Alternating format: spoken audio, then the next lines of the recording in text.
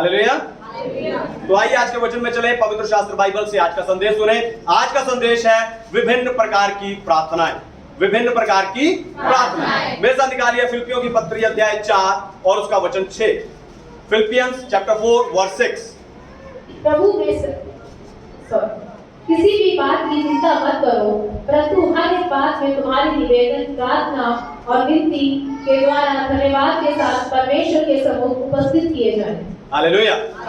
परमेश्वर के नाम की महिमा। तो मसीह जीवन प्रार्थना का जीवन है, क्योंकि हमारी प्रार्थना परमेश्वर का ध्यान हमारी ओर आकर्षित करती है। इसीलिए हम हर परिस्थिति में, हर हालात में, हर मौके पर प्रार्थना ही करते हैं।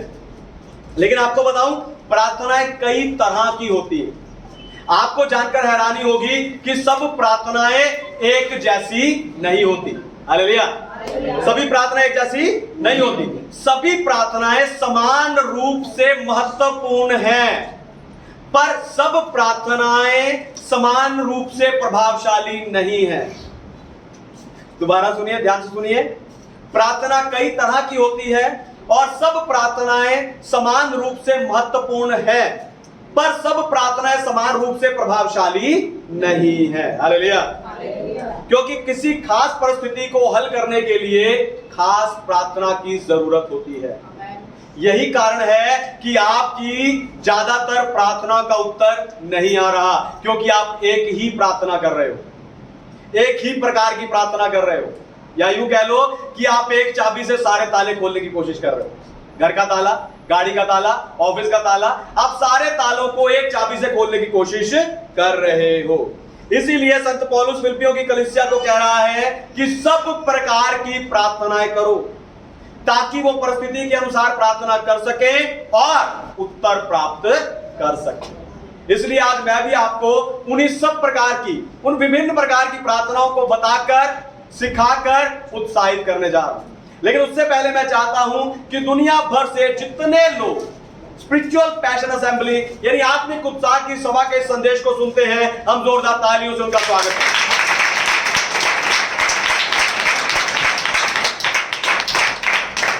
हालेलुया। हालेलुया। विभिन्न प्रकार की प्रार्थनाएं। पहली विनती। पहली है विनती। निकालिए भजन संहिता अध्याय 20 वचन 4।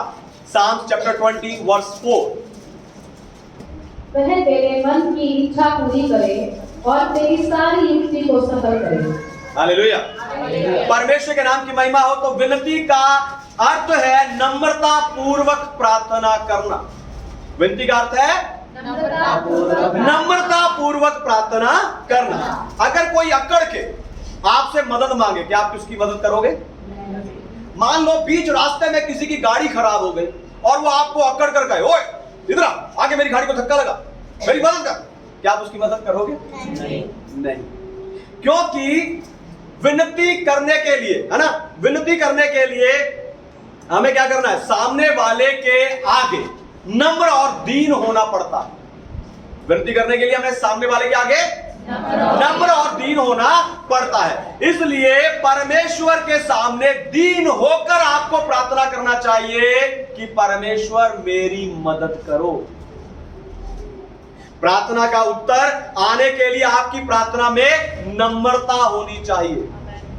आपकी प्रार्थना का उत्तर आना तो उसमें नम्रता होनी चाहिए। बाइबल में देखो, हर बार जब यीशु मसीह ने लोगों के अंदर नम्रता को देखा तो तुरंत यीशु मसीह उनकी मदद करने के लिए चल पड़े। याई ने आकर नम्रता पूर्वक यीशु से विनती की और यीशु तुरंत उसके साथ चल पड़े और जाकर उसके घर जाकर उसकी बेटी को जिंदा की। लेकिन एक पिता जिसके बेटे में से चेले दुष्ट आत्मा नहीं निकाल पाए थे, जब उसने जाकर यीशु मसीह को कहा यदि तू कर सकता है तो कर, यीशु ने क्या कहा? अरे ये क्या बात? यानी यीशु मसीह भी प्रार्थना में नम्रता को चाहते हैं। हालेलुया। अन्ना ने पुत्र नम्र होकर पाया था। राजा हिजकिय्याह ने 15 साल का जीवन नम्र होकर पाया था। एस्तर ने नम्र होकर यहूदियों की रिहाई को मांगा था। हालेलुया। आज आपकी जो जरूरत है परमेश्वर के सामने नम्र होकर मांगे। परमेश्वर के दासों से नम्र होकर प्रार्थना करवाएं, तब आपकी प्रार्थना का उत्तर आएगा। हालेलुया। पहली थी विनती, दूसरी है निवेदन। दूसरी है निवेदन। पढ़िए रोमियो की पत्री 8 अध्याय 26 और 27 वचन। Book of Romans chapter 8 verse 26 and 27। इसी रीति से आत्मा भी हमारी दुर्बलता में सहायता करता है, क्योंकि हम नहीं जानते कि प्रार्थना किस रीति से करना चाहिए, परंतु आत्मा आप ही ऐसे आने भर भर कर जो बयान से बाहर है हमारे लिए विनती करता है। और मनों को जांचने वाला जानता है कि आत्मा की मनसा क्या है, क्योंकि वह पवित्र लोगों के लिए परमेश्वर की इच्छा के अनुसार विनती करता है। हालेलुया। परमेश्वर के नाम की महिमा। तो विनती वो है जहां आप अपने लिए प्रार्थना करते हो, लेकिन निवेदन आप दूसरों के लिए करते हो। हालेलुया। दोबारा सुनिए, ध्यान से सुनिए। विनती वो है जहां आप अपने लिए, खुद के लिए प्रार्थना करते हो, पर निवेदन आप दूसरों के लिए करते हो। आप खाली स्थान में खड़े होते हो। हालेलुया। आप खाली स्थान में खड़े होते हो, परमेश्वर और उस दूसरे व्यक्ति के बीच में, उस खाली स्थान में, उस गैप में खड़े होकर आप अपने लिए नहीं मांगते, पर आप परमेश्वर से उस दूसरे व्यक्ति के लिए मांगते हो। इसे मध्यस्थता की प्रार्थना भी कहते हैं। हालेलुया।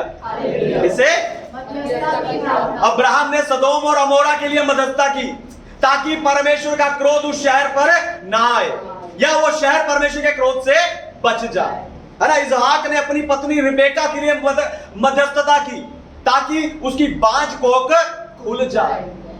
प्रेरितों काम की पुस्तक 12 अध्याय में कलीसिया लॉ लगाकर पतरस के लिए मध्यस्थता कर रही थी, ताकि वो बंदी गृह से बाहर आ जाए। हालेलुया।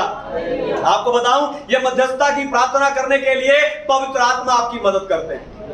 पवित्र आत्मा आपको उस दूसरे व्यक्ति की परिस्थिति, उसके हालात, उसका दर्द, उसकी मुश्किल समझने के लिए आपकी मदद करते हैं, और आप आहें भर भर के, हालेलुया, और आप आहें भर भर कर उस दूसरे व्यक्ति के लिए मध्यस्थता की प्रार्थना करते हैं। इसी मध्यस्थता की प्रार्थना के द्वारा कई हालात बदले हैं। हालेलुया। इस मध्यस्थता की प्रार्थना के द्वारा कई हालात, इस मध्यस्थता की प्रार्थना के द्वारा कई लोगों के जीवन बदले हैं। इस मध्यस्थता की प्रार्थना के द्वारा कई शहर बदले हैं। इस मध्यस्थता की प्रार्थना के द्वारा कई देश बदले हैं, और आज ये शक्ति आपके पास है। हालेलुया। हालेलुया।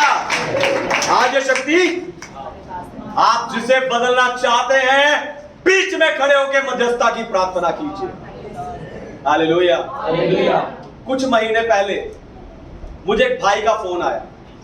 उसके मन में कई सवाल थे, कई डाउट थे, प्रार्थना को लेकर, वचनों को लेकर, है ना, और सेवकाई को लेकर। उसने मुझसे कई सवाल पूछे, डाउट्स क्लियर किए, और बाद में वो कहता, पास्टर जी, मेरी प्रार्थना का उत्तर नहीं आता, मैं क्या करूं? मैंने उस भाई को कहा कि आप जब चर्च जाओ तो चर्च जाकर खड़े होकर सबको बताना कि मेरा ये प्रार्थना का विषय है, सब लोग मिलकर अभी मेरे लिए प्रार्थना कीजिए। उस भाई ने कहा, पास्टर जी, हमारे चर्च में तो ऐसा होता ही नहीं। मैंने कहा, अगर नहीं होता तो आप गवाही के समय खड़े होना। गवाही के समय खड़े होकर आप सबको बोलना कि मेरा ये प्रार्थना का विषय है, पास्टर और कलीसिया अभी सब मिलकर मेरे लिए प्रार्थना कीजिए। और उसने ऐसा ही किया, और बाद में बताया कि परमेश्वर ने काम कर दिया। हालेलुया। हालेलुया। तो ये है मध्यस्थता की प्रार्थना। तीसरी, धन्यवाद की प्रार्थना। तीसरी, धन्यवाद की प्रार्थना। पढ़िए पहला थिस्सलुनीकियों अध्याय 5 और वचन 8-18। First Thessalonians chapter 5 verse 18। हर बात में धन्यवाद करो, क्योंकि तुम्हारे लिए मसीह यीशु में परमेश्वर की यही इच्छा है। हालेलुया। परमेश्वर के नाम की महिमा। आपको बताऊं, पृथ्वी पर से रोज लाखों प्रार्थनाएं की जाती है, पर उनमें से ज्यादातर सिर्फ शब्द मात्र है। हालेलुया। इस पृथ्वी से लाखों प्रार्थनाएं, तरह तरह की विभिन्न प्रार्थनाएं सीख रहे हैं, तरह तरह की लाखों प्रार्थना इस पृथ्वी पर से की जाती है, पर उनमें से ज्यादातर सिर्फ शब्द है। बाइबल बताती है कि यहूदी लोगों को दिखाने के लिए लंबी लंबी प्रार्थनाएं करते थे, लेकिन उनके मन में परमेश्वर के प्रति कोई आभार नहीं था। जबकि परमेश्वर धन्यवादी हृदय की प्रार्थना को सुनते हैं। Hallelujah, hallelujah. धन्यवाद की प्रार्थना में हम कुछ नहीं मांगते, ध्यान से सुनिए। धन्यवाद की प्रार्थना में हम कुछ नहीं मांगते, पर गिन गिन कर परमेश्वर के उन उपकारों का धन्यवाद करते हैं जो उसने बीते समय में हमारे जीवन में किए हैं, और उन उपकारों के लिए धन्यवाद करते हैं जो आने वाले समय में वो हमारे लिए करेगा। हालेलुया। पर आपको बताऊं, बीते समय के लिए धन्यवाद धन्यवाद सब करते हैं, पर आने वाले समय के लिए धन्यवाद करने वाले बहुत थोड़े हैं। हालेलुया। बीते समय के लिए धन्यवाद करने वाले बहुत हैं, लेकिन आने वाले समय के लिए धन्यवाद करने वाले बहुत थोड़े हैं। हालेलुया। पर आपको बताऊं, आने वाले समय के लिए धन्यवाद करने को भविष्यवाणी की प्रार्थना भी कह सकते हैं। हालेलुया। जिन्हें समझ नहीं आया दोबारा सुनिए। आने वाले समय के लिए धन्यवाद करने को भविष्यवाणी की प्रार्थना भी कह सकते हैं। हाँ, परमेश्वर मुझे अभी दिखाई नहीं दे रहा, बेशक मुझे अभी वो नहीं मिला, बेशक मुझे अभी वो नजर नहीं आ रहा, लेकिन मुझे अंदर से, दिल की गहराई से महसूस हो रहा है कि आप ऐसा करने जा रहा है, इसलिए मुझे मिलने तक, हालेलुया, इसलिए मुझे मिलने तक मैं इंतजार करते नहीं बैठूंगा, पर उन चीजों के लिए मैं अभी आपको धन्यवाद देता हूं। Hallelujah, hallelujah. आज आपको जो चाहिए, हालेलुया, आज आपको जो चाहिए, उसके लिए क्यों भविष्यवाणी की प्रार्थना नहीं करते? हालेलुया। जो परमेश्वर ने आपकी आत्मा में आपको दिखाया है, उसके लिए क्यों धन्यवाद की प्रार्थना नहीं करते? जो आपके लिए भविष्यवाणियां हुई है, उनके लिए आप क्यों धन्यवाद की प्रार्थना नहीं करते? जो परमेश्वर ने आपको देने का वायदा किया है, उसके लिए आप क्यों धन्यवाद की प्रार्थना नहीं करते? धन्यवाद की प्रार्थना कीजिए, धन्यवाद की प्रार्थना कीजिए, मुंह खोलिए और धन्यवाद की प्रार्थना कीजिए। रबना शंदराधना सप्रेदना तलराया, हालेलुया। मुंह खोलिए, धन्यवाद की प्रार्थना कीजिए, धन्यवाद की प्रार्थना कीजिए। अगर अभी परमेश्वर आपके मन को भर रहे हैं, धन्यवाद की प्रार्थना कीजिए। जितने लोग ऑनलाइन देख रहे हैं, धन्यवाद की प्रार्थना कीजिए, मुंह खोलिए। मैं परमेश्वर की उपस्थिति को महसूस कर रहा हूं। हालेलुया। धन्यवाद की प्रार्थना कीजिए, भविष्यवाणी की प्रार्थना कीजिए। जो आत्मा में देखा, जिसके लिए आपके लिए भविष्यवाणी हुई है, जो आपको परमेश्वर ने देने का वायदा किया है, मुंह खोलिए।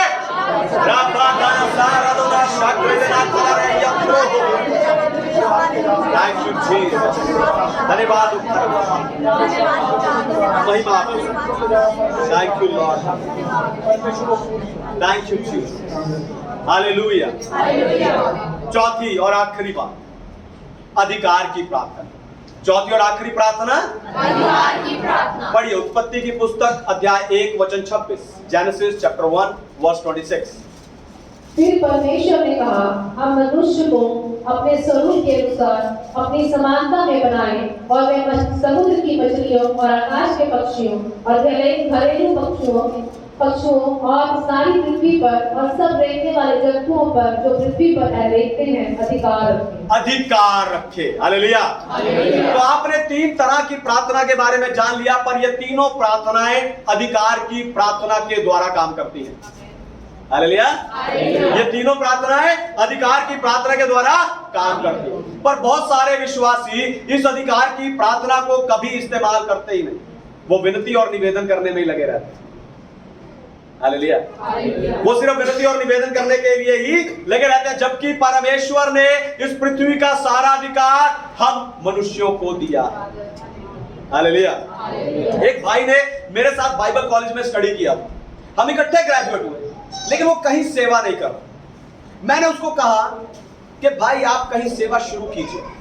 उसने कहा हाँ, मैं परमेश्वर से प्रार्थना कर रहा हूं, मैं परमेश्वर से जगह पूछ रहा हूं कि मैं कहां सेवा करूं। मैंने कहा भाई आपकी इस प्रार्थना का उत्तर नहीं आएगा। हालेलुया। जैसे आप हैरान हो रहे वो भी हैरान हो। मैंने कहा भाई आपकी इस प्रार्थना का उत्तर नहीं आएगा, क्योंकि यीशु मसीह ने 2000 साल पहले कह दिया, पृथ्वी की छोर तक जाओ, सुसमाचार सुनाओ, चेले बनाओ, बीमारों को चंगा करो, दुष्ट आत्माओं को निकालो, बपतिस्मा दो। सारी पृथ्वी का अधिकार आपको दे दिया, पृथ्वी के छोर तक जाने की आज्ञा दे दिया। आप कौन सी आज्ञा का इंतजार कर रहे हैं? हालेलुया। आपको बताऊं, विनती के समय, ध्यान से सुनिए, विनती के समय आप अपनी परेशानी के बारे में परमेश्वर से बात करते हैं। विनती के समय आप अपनी परेशानी के बारे में परमेश्वर से बात करते हैं, लेकिन अधिकार की प्रार्थना में आप अपनी परेशानी से अपने परमेश्वर के बारे में बात करते हो। हालेलुया। जिन्हें समझ नहीं आया दोबारा सुनिए, ध्यान से सुनिए। विनती और निवेदन में आप अपनी परेशानी के बारे में परमेश्वर से बात करते हैं, लेकिन अधिकार की प्रार्थना के समय आप अपनी परेशानी से अपने परमेश्वर, अपने सर्वशक्तिमान परमेश्वर के बारे में बात करते हैं। विनती के समय आप परमेश्वर से वस्तुएं, चीजें मांगते हैं, लेकिन अधिकार की प्रार्थना में आप खुद उन चीजों का निर्माण करते हैं। हालेलुया। आप खुद उन चीजों का निर्माण करते हैं। हालेलुया। यानी उस समय आप परमेश्वर से मिले अधिकार का इस्तेमाल करते हैं। उस समय आप परमेश्वर से आज्ञा मांगने नहीं जाते, परमेश्वर से उसकी इच्छा पूछने के लिए नहीं जाते। आप परमेश्वर से मिले अधिकार को, बस आप परमेश्वर से मिले अधिकार को इस्तेमाल करते हो, जिसकी आज्ञा उसने आपको हजारों साल पहले दे दी है। हालेलुया। इसीलिए तो उस समय चीजें आपकी ऐसे सुनती हैं जैसे खुद परमेश्वर उनसे बात कर रहे हैं। हालेलुया। तो चीजों का निर्माण होता है।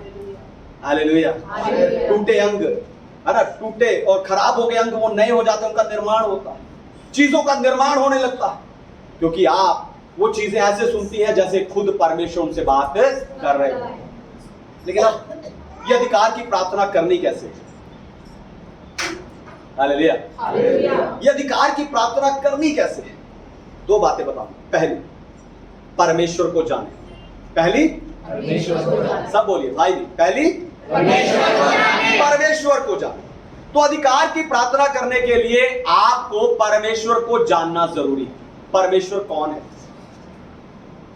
उसका स्वभाव कैसा है, उसे क्या पसंद है, उसे क्या पसंद नहीं है, ऐसी और बहुत सी बातें आपको जानना चाहिए, क्योंकि परमेश्वर का हर पहलू, ध्यान से सुनिए, परमेश्वर का हर पहलू आपकी सोच से बहुत बड़ा है। आप सिर्फ दांत दर्द की प्रार्थना कर रहे हैं, आपको लगता है परमेश्वर दांत दर्द ठीक करता है, लेकिन आपको बताओ परमेश्वर मुर्दों को भी जिंदा करता है। हालेलुया। इसलिए मैंने आपको कहा कि परमेश्वर का हर पहलू आपकी सोच से भी, इसलिए जब आप परमेश्वर को जान जाएंगे तब आपकी प्रार्थना में अधिकार नजर आएगा। हालेलुया। दूसरी बात, परमेश्वर के वायदों को जाने। दूसरी बात,